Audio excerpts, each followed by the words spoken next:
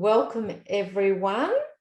I just can see that people are starting to come into this afternoon session, and I welcome everyone, and we're very excited to be here. My name's Susan Pincus. I'm the National Careers Professional with the College of Law, and I'm running the event today called Finding a Mentor in the Legal Profession. And very, very thrilled to be joined by our four panelists. I'll just introduce you very, very briefly. We have Jolene Nell, we have Nicolina, is it Palistron, if I pronounced that right? We've got Karen Grumley, and we also have Brad Wollstonecroft. So I'll introduce you a little bit more in more detail in a minute. I just wanted to start off and do an acknowledgement of the country. So as we gather for this afternoon's webinar, we recognise that many of us are on different lands of different traditional custodians. I would like to acknowledge all of the traditional custodians of the lands we are all present on today, and any Aboriginal and Torres Strait Islander people who are participating in this session. I pay my respects to each of their elders past, present and emerging. So welcome everyone today. I'm just going to start off and do an introduction of the panelists. And then what we're going to do is I'm going to ask some questions, and they're going to share their knowledge and insights of being both mentors and mentees in many cases as well. We also have Jolene and Nicolina, who have been a mentor and mentee partnership. So they're going to also specifically talk about their partnership. Karen as well, who's been on both sides, and also Brad from the Law Institute. So just introducing Jolene. Jolene is an Associate Director of McLaughlin's Lawyers and practices as a family lawyer and a mediator in the Gold Coast, Queensland. Within the legal profession, Jolene gives her time as a committee member of the Gold Coast District Law Association, mentoring other lawyers through the GLAD mentoring program, which she helped to establish in 2016, and coordinates with fellow committee members. Jolene also volunteers at My Community Legal, the Women's Legal Service Queensland, and is a member on the Queensland Law Society Wellbeing Working Group, and that focuses on support education, awareness and prevention of mental health issues in the legal profession. Jolene believes that through creating genuine connections with others, we have the best opportunity of thriving in our legal careers. And she echoes the African proverb, which says, if you want to go fast, go alone. If you want to go far, go together. And talk a little bit more about that in today's session. Nicolina is the principal and founder of Rubik's Legal, an employment law firm that exclusively represents employees and assists them to resolve their legal disputes across a diverse range of occupations. Nicolina is passionate about helping individuals thrive at work. Genuine and personable, she simplifies complex legal issues, helping resolve difficult and stressful workplace disputes for employees. With an extensive background in employment law, workplace relations, discrimination and education law, Nicolina is dedicated to giving employees a voice. Her mission is simple: to equip and empower professionals to do their best work and get what they deserve in all areas of life. Welcome, Nicolina. Karen Grumley is a senior lawyer who has spent much of her working career in-house legal. Karen is currently lead counsel, corporate governance and compliance at leading rail freight provider Pacific National. Karen is the immediate past president of the Association of Corporate Counsel Australia and a finalist mentor of the year for the ACC Australian Corporate Lawyers Award. Before joining Pacific National, Karen worked in various roles at an ASX listed company from legal counsel to policy advisor, contract governance manager to governance lead on a major transformation project. Prior to working in-house, Karen practiced at a mid-tier law firm in Brisbane for a number of years. Karen's an advocate of mentoring as a personal and professional development tool for both mentors and mentees. She also has a passion for creating diverse and inclusive workplaces for all. And Brad is the current manager of the Young Lawyers section of the Law Institute of Victoria. He is a qualified lawyer with qualifications in law management, marketing, and artificial intelligence. With previous experience in corporate and tertiary, he currently manages volunteers to support students, graduates, and emerging legal professionals through the development of educational context and support services. So welcome to the panel, and appreciate you all coming along to be part of this really, really important conversation about the role of mentoring in the legal profession. So kicking off, I'm just going to ask the question, and maybe if we start with you, Nicolina, why is it important to even have a mentor? And what is actually a mentor when it's thrown around in comparison to sponsors and coaches? And what stage should you seek a mentor? Well, for me personally, I feel that mentors really give you the confidence you need to be true to who you are, both as a person and as a young lawyer. I know from my own experience, I did not have a lot of confidence as a junior lawyer. I was very much paranoid even about trying to fit the traditional mold of what I thought a lawyer should be, and consequence of that, I wasn't that happy in the law. So for me, having a mentor, that's a sure way to actually gain the confidence you need to be true to who you are and to actually pave your own path. But also having a mentor gives you the tools and the resources you need that help you with, making connections where you need a connection, and really just, I guess, equip and empower you to know what the next step is to achieving your goals. So yeah, in a nutshell, that's why I personally would say that you need to have a mentor. I think it's instrumental and vital to actually helping you be the best lawyer you can be, but also the best person you can be, so that you in turn can help others when they're going through the same thing. So I guess in terms of the differences between mentoring, sponsorship, etc., well, I haven't really had any experience personally with sponsorship per se, but I would imagine sponsorship is more putting your name out there, someone being your advocate and making those introductions, helping you take the next step in a particular area, whereas mentoring in general is more about the journey and taking you through that journey to achieve your goals. Okay, that's fantastic. That's such a great summary. Thanks for that.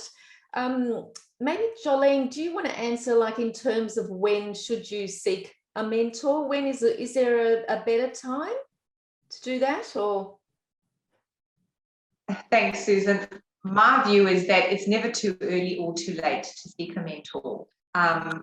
In any stage of your career, getting support is important, and that role that a mentor plays, and picking up from what Nicolina said, I think for me, the critical difference between mentoring, coaching, and perhaps sponsoring is that your mentor is generally going to be someone who is in the legal profession. And we know that as lawyers that we have unique psychological stresses on our work.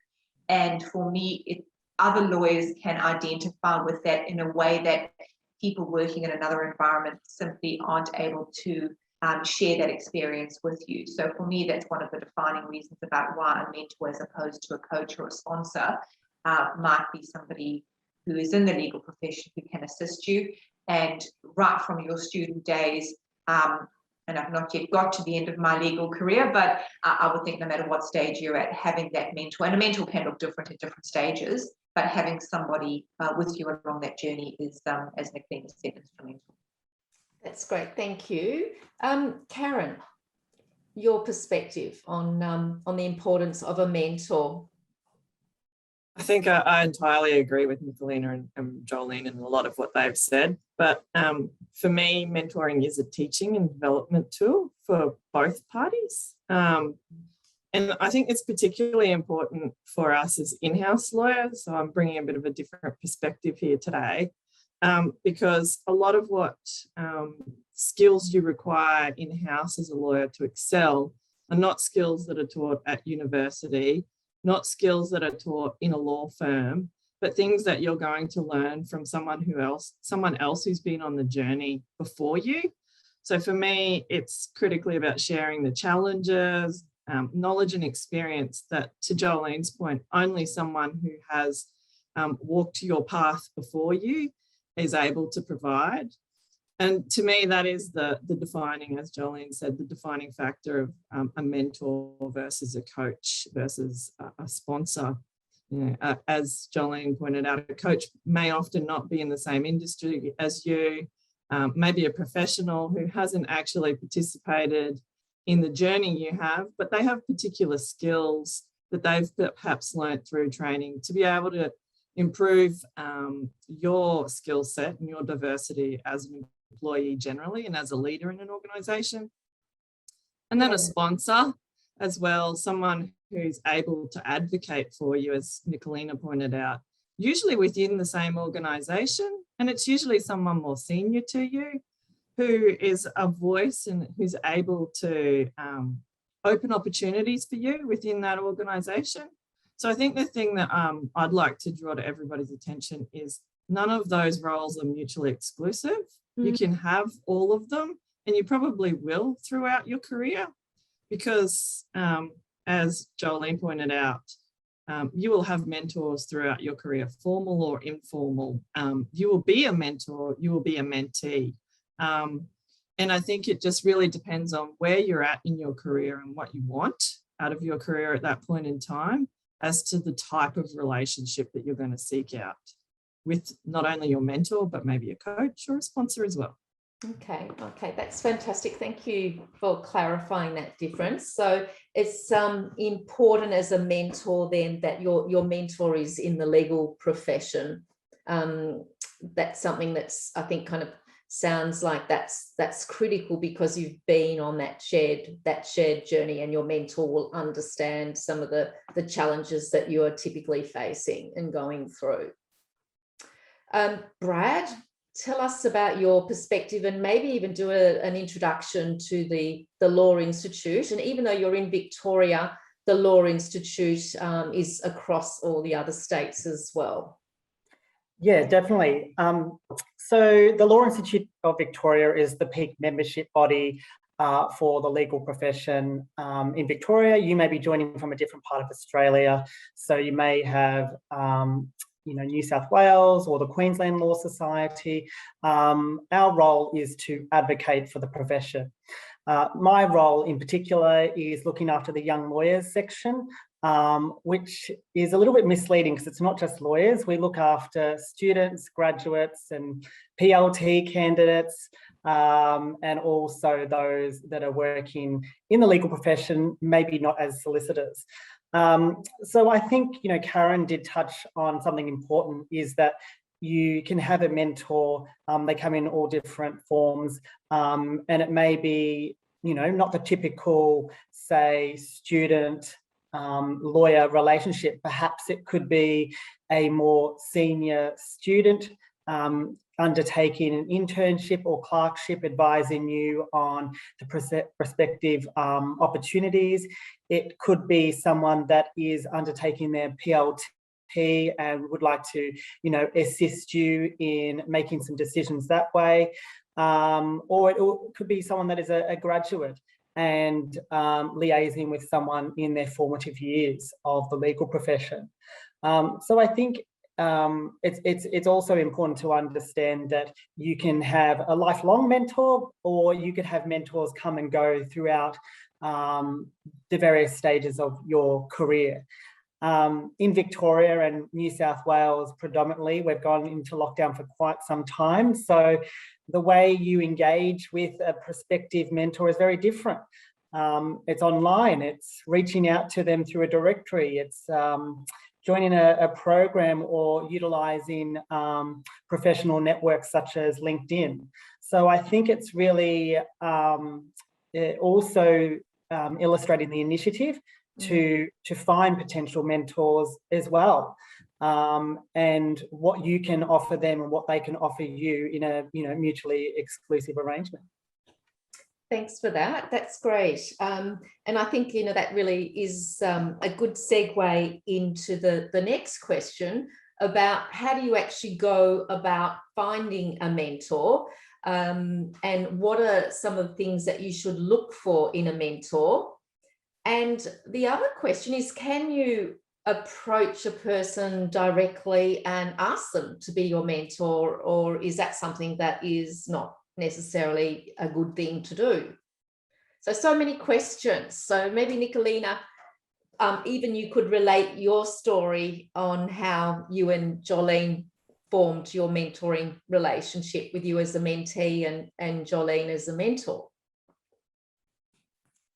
Absolutely. So I guess in my case, it was more of an informal arrangement. I literally reached out to Jolene. It could have been LinkedIn, it could have been text message, because I already knew Jolene from a networking event. But it was literally just a case of saying, hey, would you be free and willing to catch up for a coffee?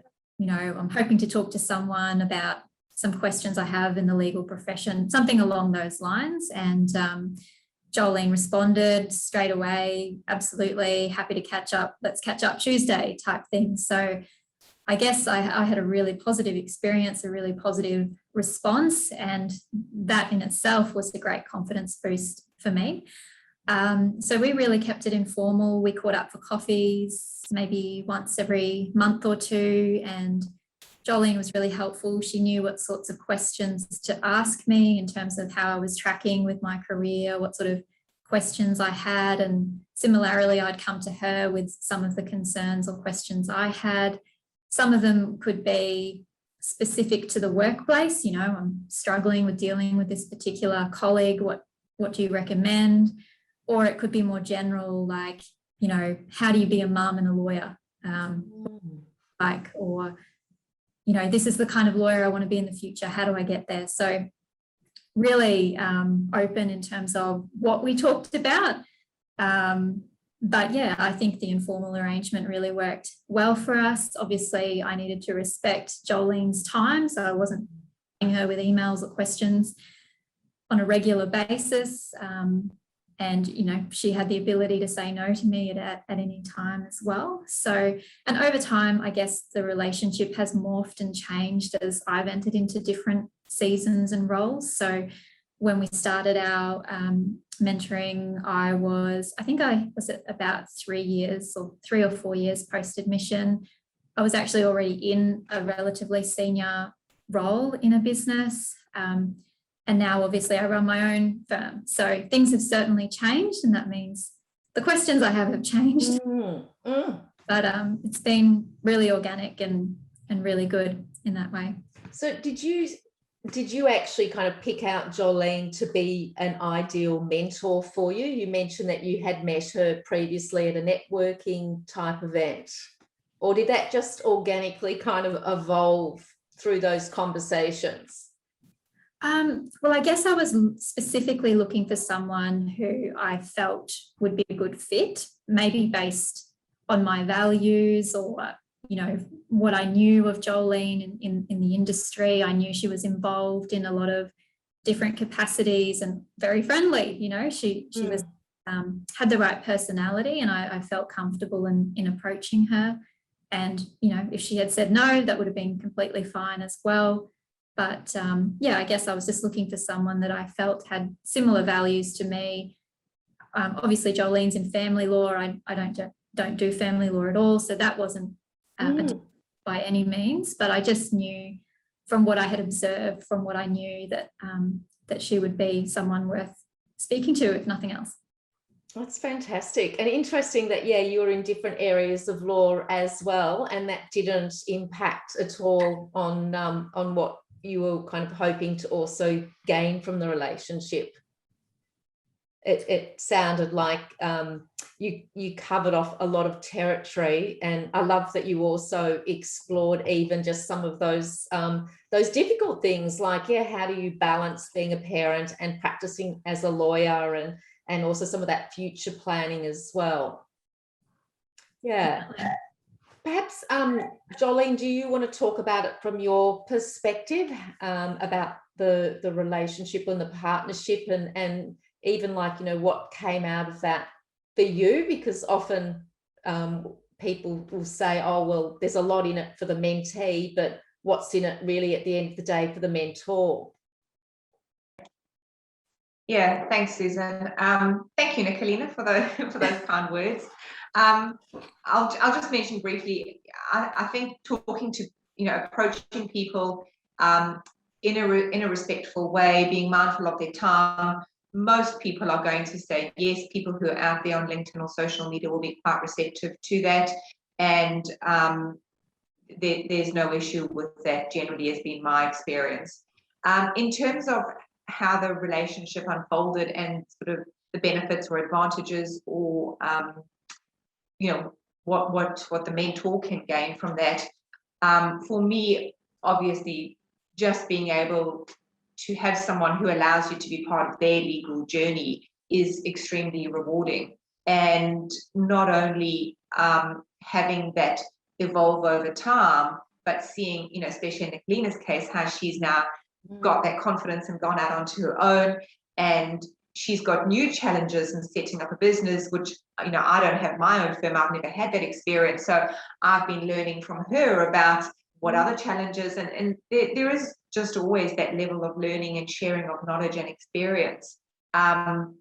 So for me, it's all about being able to not necessarily identify at the outset that, oh, I'm going to benefit from this person in this way, but just knowing that being on that journey with them, you will grow, you will question perhaps, and you might not have realized this, Nicolina, but I would have come away from conversations going, that's interesting how Nicolina would approach that, or do I need to think about, how I'm doing certain things? So even though as the mentor, you may not reflect that in the conversation, I think anyone who wants to grow as a person will come away and think about conversations, or how other people view things, or how other people are doing things, and take that on board for themselves. So there's always an opportunity for personal growth in the mentoring relationship, as well as perhaps sometimes substantive issues, perhaps how Nicolina's done something technically, or a little bit more about that area of law, but that for me wouldn't be the primary driver in a mentoring relationship.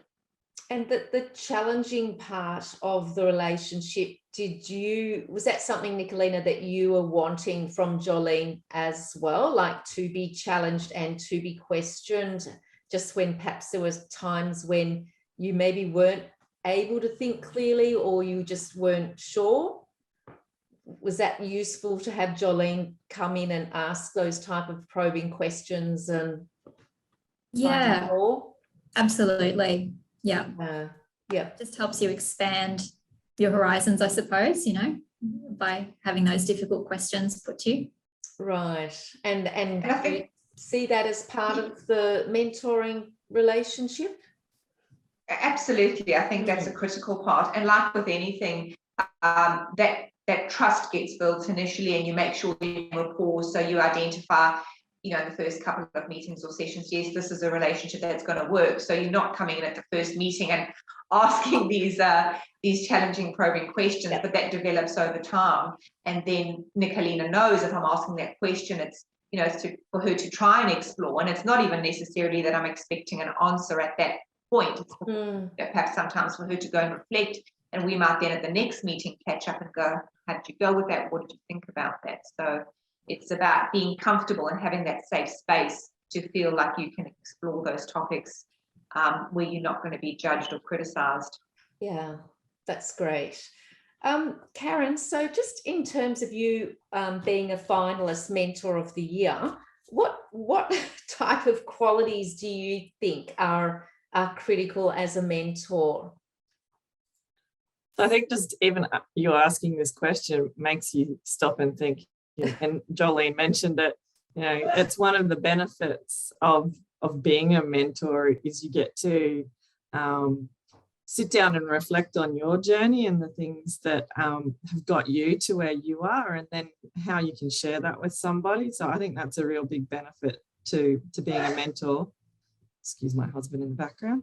But then I did actually write a list of, and Jolene and Nicolina have touched on a lot of the things that I think are key traits to a good mentor, but just a good mentoring relationship. So again, someone who's approachable and friendly, someone who's reliable and responsive, because you want to be able, when you do get together, to use that time efficiently and wisely, because often, especially if it's an informal program, you're both just doing this out of personal choice. You're not being paid or rewarded for it. Someone that you can, as Nicolina and Jolene pointed out, that you can build that trusting relationship with. Someone who's willing to be vulnerable, because we need to share the things that have gone wrong in our careers so that others can learn from them. So I think that's a really important trait. And someone who's going to be able to facilitate broadening your network, and hopefully someone who can inspire you to greater things, whether it's in the same industry, in the same profession, in the same practice area. They may just be someone that you genuinely respect, who you admire, and you'd like to know how they got to where they got to. And I think if they're willing to share that with you, then that makes them a great mentor. Yeah, that's a great list, actually. So are they some of the traits that I'm sure your mentees would say about you? I hope so. This year, my mentee nominated me for the award that I'll hopefully receive on Monday. We'll find out at the awards dinner. My gosh, fingers crossed. And how? But yeah. But what she says is that I taught her to fish, and I think that's the real key thing to a mentor. You're not there, as we discussed before, as a coach to tell someone how to do it. It's about giving them the skills and the tools to guide them on their own path. It's not my path that I'm guiding you on. It's giving you my experience and my knowledge so that you're able to build your own unique way in the world, doing whatever it is you're doing. To me, that's critical in a great mentoring relationship. Yeah. And that's what I expect of my mentors. Mm-hmm. That's really, really good analogy about the fishing, isn't it? So you're there to really provide more the tools and the methodologies and the conversations. So yeah, that's great. And just moving to you, Brad, do you want to talk a little bit about even when I know that I think you mentioned that you had a mentor at some stage, but your mentor was in a different field? Was your mentor an academic? Was that? Yes. Yeah. So I still have a mentor who was one of my lecturers when I was back at university, and I still keep in touch with her. We catch up regularly, and we have we have expectations of one another. We understand the capacity that one another has.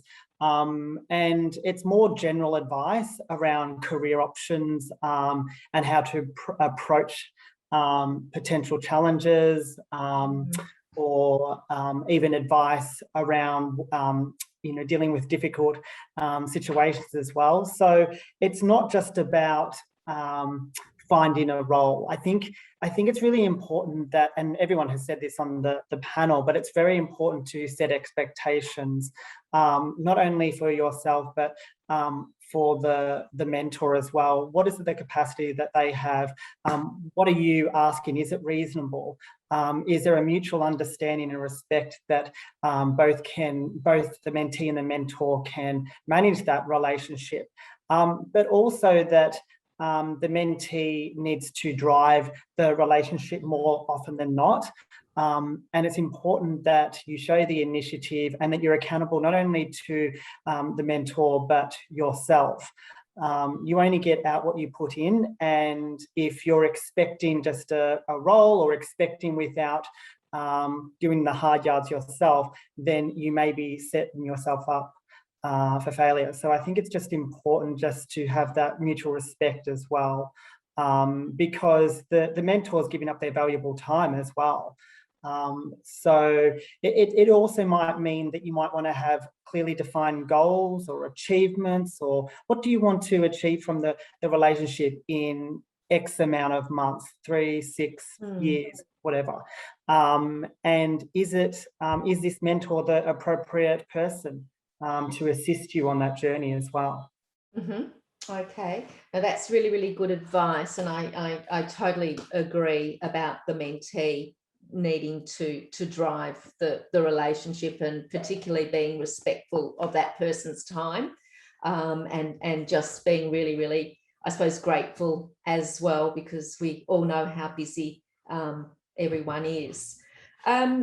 In terms of the Law Institute and the mentor program, Brad, do you want to just touch on that? So you run a mentor program there. Who's it for? How do you join? How many sessions is it, etc.? So the LIV has been running various iterations of mentoring throughout the years. Most recently, we have partnered with the Art of Mentoring. So you may want to Google them. They're an external mentoring provider. They offer online software that helps prepare mentors and mentees to begin their relationship. Our program is for students, graduates and lawyers who are paired up with people within the legal profession, predominantly solicitors or practicing solicitors. And so that goes for about 8 months. What we find is 8 months is a good duration in which we can establish a relationship with a mentee, mentor, or facilitate one, I should say, understand what is it that they can, what can be achieved, and then reporting back through surveys throughout the program as well, so that we can ensure that we're facilitating a collaborative environment as well. So our next intake won't be until next year, approximately May. However, we do have a mentoring directory. So a mentoring directory is it's like an online phone book, really. A list of phone book. People probably love it. What is a phone book? It's a list of mentors that are available for a transactional conversation, more to understand what it's like working in a particular practice area, or where they should find particular volunteer positions. So I can put the links in the chat for people to visit those web pages.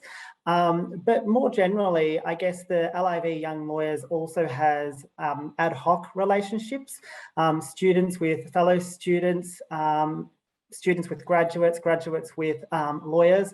The Young Lawyers encompasses everyone up to the age of 36 and or less than 6 years post-qualified admission experience. So we also cater to people that are coming into the profession later in life as well. And a lot of the relationships have been made through working groups or collaboration in writing articles together. So there's all different ways in which you can access a mentor. That's great, thank you. That would be fantastic if you would be able to put those links in. I don't know, Jolene or Karen, if you want to talk a little bit about the mentor programs that you're involved in. Would that be something that you might want to just do a little bit of a, just to give a little bit of an overview? Yeah, I'm happy to mention so the Gold Coast District Law Association in Queensland, there's obviously the Queensland Law Society, and then each regional area has their own law association.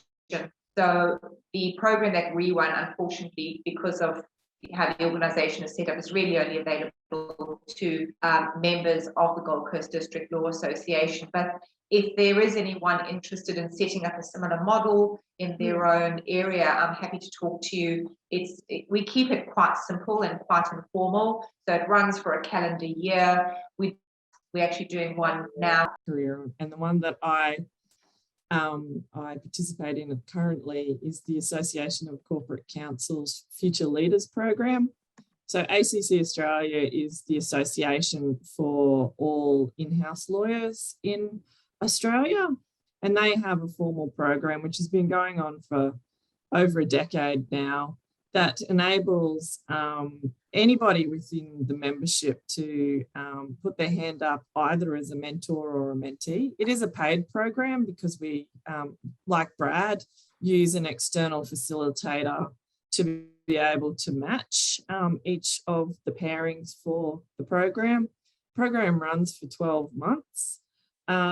We generally meet once a month. You may be paired up with someone who is based in the same city as you, or you may not. I think that's one of the benefits that COVID has brought, is that you're able now to do those types of things, and people see it as valuable to do them online like this. I've also been in a number of other different formal programs. So one of the other things that I'm lucky is that working in large industry, there are other associations within the industry that I'm able to participate in. So I'm a mentee in the Women in Mining programs, where I'm paired up with a male participant in that particular industry in which I work. And that's more about leadership skills rather than focusing on, as we've been talking about, legal focus. I'm also lucky that at work, I'm a mentor. So we have a mentoring program at the company I work for, which is not unusual these days. You'll often find those types of peer-to-peer leadership groups and mentoring groups, not only in private organisations, but also in law firms. So I think they're all very valuable programs, and any opportunity that you have to participate in one. And yes, some of them cost money to join, but in my opinion, it's money well worth spent, because it's improving your career, it's improving your professional development. It's only going to make you happier and therefore healthier and wealthier. Yeah, no, that's really good advice. So there's certainly lots of opportunities out there. It's really just a matter of knowing where to go and who to approach and taking the steps. In terms of, we have touched on this, how do you go about setting up a partnership for success? So how structured should you be? And I suppose if you are perhaps a law student and maybe you're not so comfortable with those conversations with a lawyer, it could almost be a little bit threatening. And it's like, well, I don't really know what I want to talk about and where do I start? So any advice for coming into a program with the right mindset and having those expectations clear? So what types of things do you suggest for people starting out as newbies?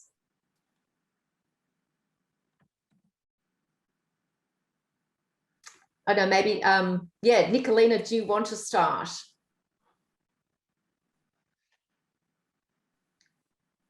Yeah, sure. Well, I guess, as I said earlier, my experience was very informal. But I have found as well that reaching out to people on LinkedIn is a great way to start, particularly if you are nervous. I've found personally, most people are happy to connect. Most people are happy to build their, whatever it's called, database, connection base. And the worst that someone can say is, no, sorry, I'm not interested, in which case you move on to one of the other thousands of people that would be a great fit. So I think for me, I guess all I knew heading into it was that I was stuck and I needed some help moving forward. And that was all I needed to establish a mentoring relationship and take it from there, and everything kind of fell into place. But I guess if you are looking for something more formalized and you've got specific needs, then of course you need to be targeting people who can help you with those specific needs. Yeah. Jolene, what about from your perspective and also from your other mentoring partnerships that you've had with other mentees? I know your one with Nicolina's been more fluid and been more informal, but Have you had ones that maybe are a little bit more structured or a little bit more formal? Thanks, Susan. Sorry, I'm just having some technical issues here. Generally, and I don't know if this is something that perhaps I put out there, but the ones that I tend to have are more informal. So they tend to be sometimes a bit like the transactional one that Brad was mentioning. It might be someone who will reach out to me on LinkedIn or get my details and call me, or sometimes it's just a chat after I've done a presentation to some students, and it might be that sort of one-off, or it might be a bit more organic over a series, and sometimes it's text messages, you know, so text messages and phone calls because we can't get to meet in person because a number of the people who I speak to are busy with young families. So I haven't been engaged in a mentoring process that's more formal than the one I mentioned in the GLAD mentoring program. But, you know, perhaps that's just when you start to do things in a certain way, you attract more of those certain types of things. So I don't really have anything else to contribute in regards to that more structure, which I think Karen probably has a lot more experience with. Yeah. Okay, Karen, do you want to share your perspective? I have experienced mentoring relationships that are quite structured, and some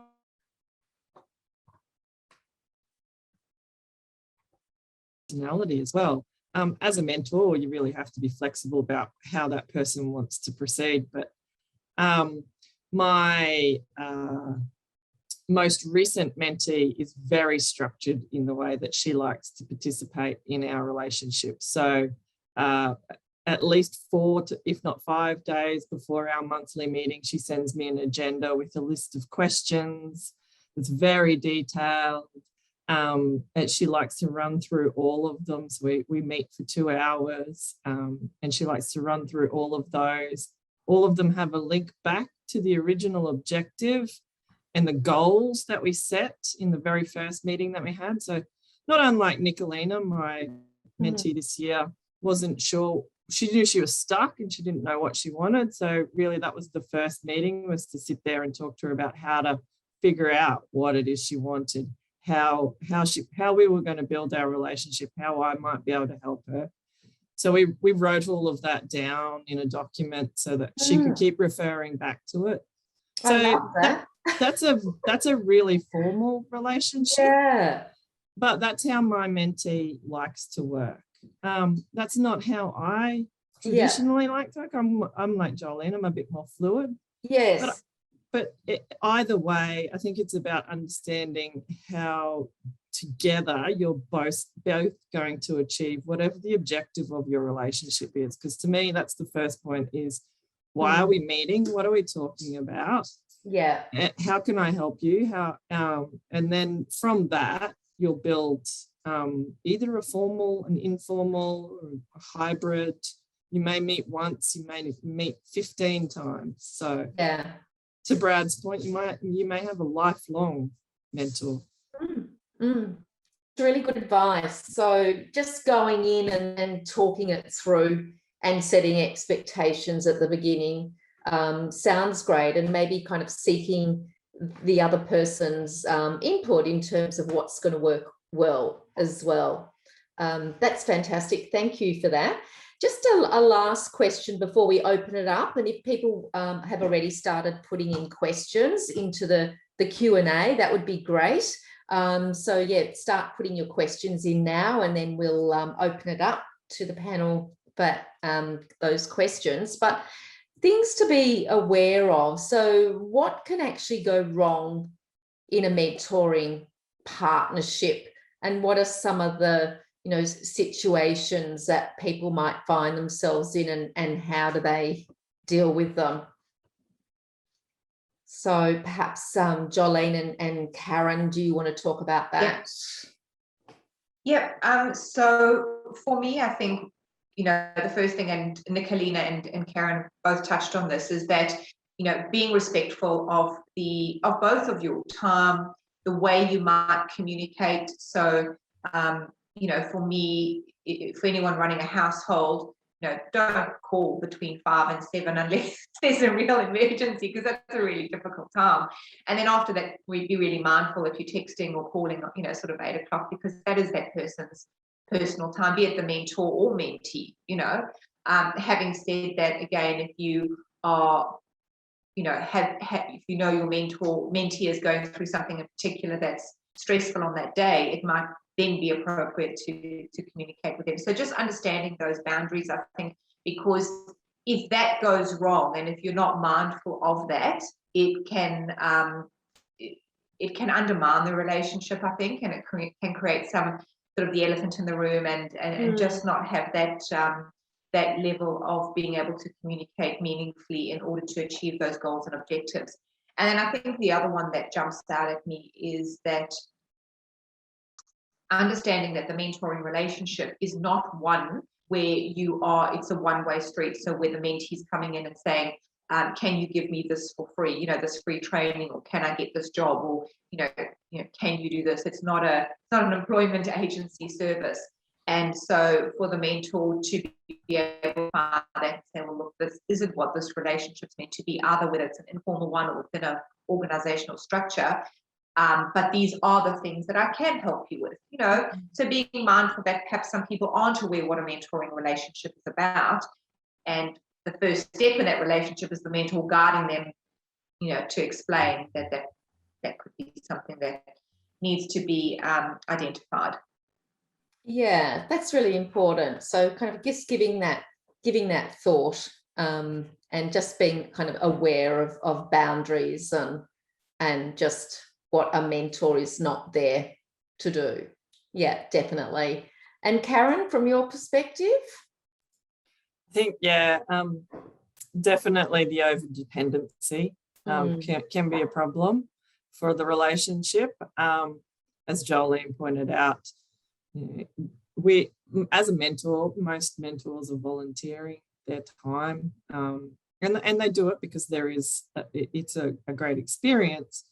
But at the same time, you have to be really cautious of how you use that relationship. I think the other common difficulty in mentoring relationships can be incompatibility. So I think, Jolene and Nicolina is a great example where Nicolina reached out and they were compatible. They were able to build a relationship and they were able to help each other to progress and learn. Sometimes that doesn't work. And I think it's about understanding when to cut your losses, both as a mentee and a mentor. Sometimes you just won't connect with everybody. You might still respect them as a professional, but you just aren't able to trust them or communicate with them. So being able just to have that self-awareness, and that's hard for both a mentor and a mentee, have that self-awareness and to know, okay, well, this isn't working. Let's go our separate ways. We can stay connected on LinkedIn, as Brad said, but we may want to find a new mentor or a new mentee in that circumstance. I think that's a pretty common one as well, because that's good. And almost like kind of maybe checking in a little bit and just to see, are we on track? How are we going? And what's working well, what's perhaps not, etc. And that's true. That's really, really good advice. Let's open up to questions. So I'm just going to have a look. I know I'm just going to I'm talking to myself a little bit. There was a question here about important qualities to look for. So we've answered that one. Are there any mentoring associations in Brisbane that are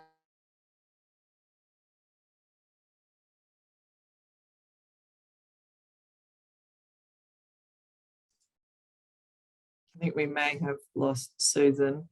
But mentoring associations in Brisbane that are good for students still at university.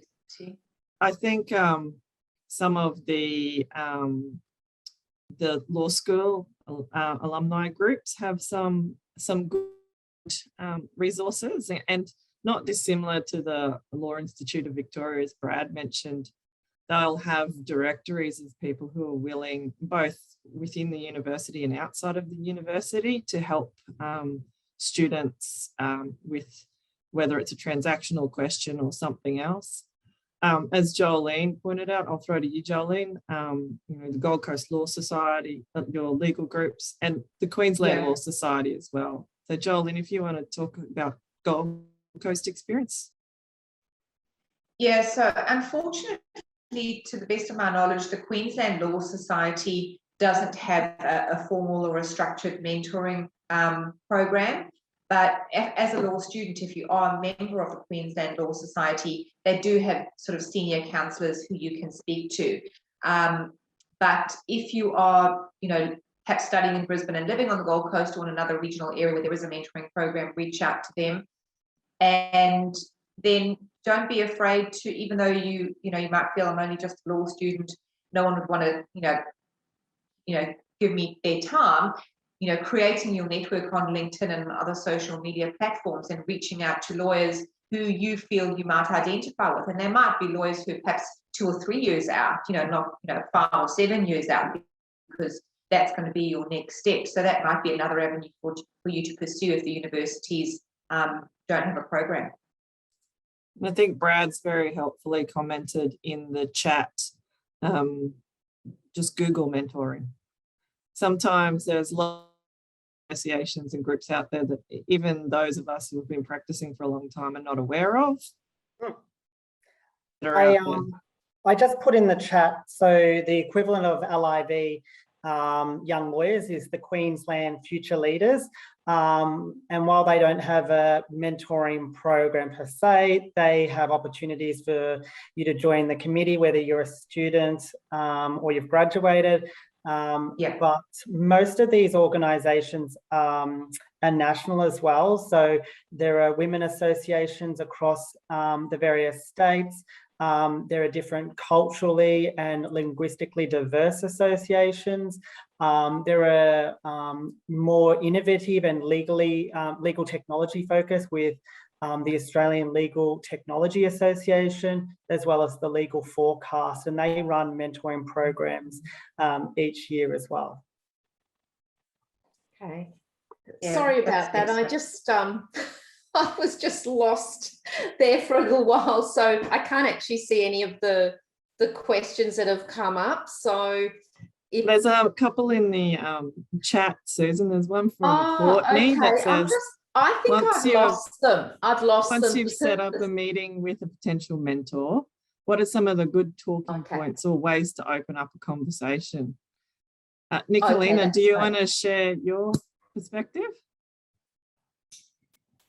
Sure. So I think, when you meet someone for the first time, you just want to find out a little bit about who they are and I guess establish a bit of rapport, but at the same time, you don't want to be wasting their time. So I think it's useful to thank them for taking the time to meet with you, let them know you really appreciate it, offer to buy them their coffee, and then, just start off by explaining why you've reached out to them, what drew you to them, and what are some of the questions that you have, and kind of throw it to them to see maybe what kind of information they're willing to offer up. And from there, you can kind of get a feel for how to progress the conversation. So I guess keeping it fairly light in that initial stage.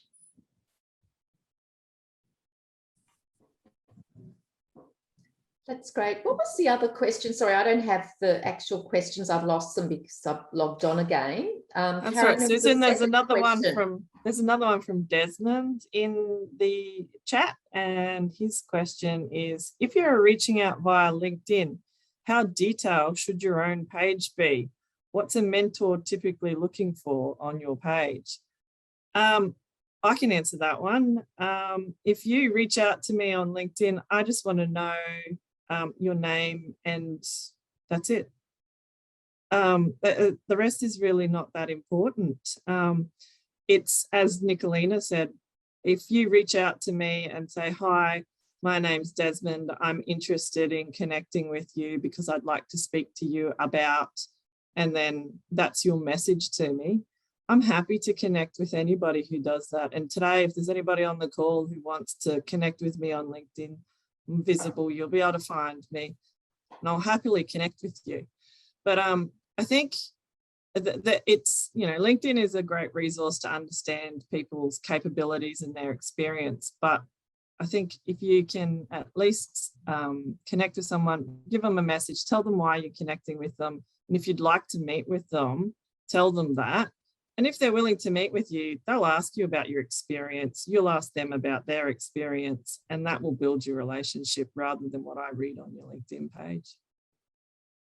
Yeah, no, that's really good. Any more questions at all? It looks like we're coming to an end, but we've probably got about another 5 minutes or another few minutes if anyone wants to get in any other questions. Otherwise, here's another. There is one that's popped up in the Q&A that I'll just answer because I think it is an interesting and important one. The question is, have you had experiences where your mentor or mentee was on the opposing side of a transaction or a litigation case? If so, how did you go about setting boundaries, etc.? So the situation that arose in my circumstance was that the mentee was an associate in a matter that is ongoing. And so I advised the other side of this. I advised the court of this before the hearing, and the court official responded and said, if the other side, provided the other side doesn't object, the matter can proceed and you can still be involved. But I felt that it was important that I was the mentor in the relationship for me to raise that issue as soon as I became aware of it, and not put the mentee in a position of feeling like they were uncomfortable. So I think that can happen, and I think the onus, in my opinion, is on the person who becomes aware of it, which should be both at the same time, or potentially the mentor, to raise that and take the first step in trying to resolve that. And each case will be different depending on the actual nature of the potential conflict, but it does need to be raised. I think it's a great point, Jolene. And it's often why when you join formal programs, they try and match that you're unlikely to come across. So in my ACC program, I work in heavy industry. So my mentee works in the health sector. So there's very little chance of us actually having an opportunity for such a conflict to arise. But if it does, I agree wholeheartedly with everything Jolene said. Okay.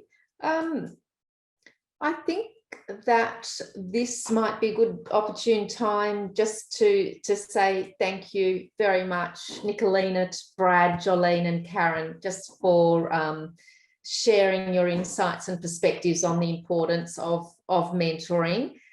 And I always have said that everyone needs a mentor, and that you find that most people that where they are today, they couldn't have got there without their mentor or mentors. So it is something that is really, really critical. And I talk about it all the time in my sessions and meetings with students. And it's something that I suppose, we never stop learning. And I just think it's really good practice to seek out a mentor at different stages as well. And then also, like when you have been in the relationship, that you also give back, like Nicolina, where Nicolina's become a mentor as well to others, so that it's a perpetuating cycle. And I think kind of that's the lovely thing about all this. And law is very much a relationship-based profession, so I think it's a great opportunity for everyone to enjoy. So thank you very much for giving up your time and sharing your insights and perspectives. And I really appreciate everyone's time. It's been a great session, and thank you, everyone.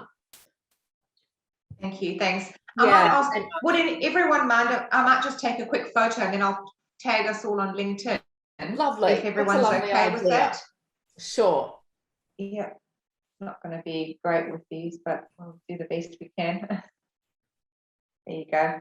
All right. Yes, sorry. Thanks. Yeah, that was, you never tire, even as, it doesn't matter mentor, mentee, no matter how often you do this, you always hear new things. And Brad, I've taken a note down of some of those information. So we'll certainly look at that in our mentoring program and seeing how we can include that and expand that. I love the idea of the directory. Perfect.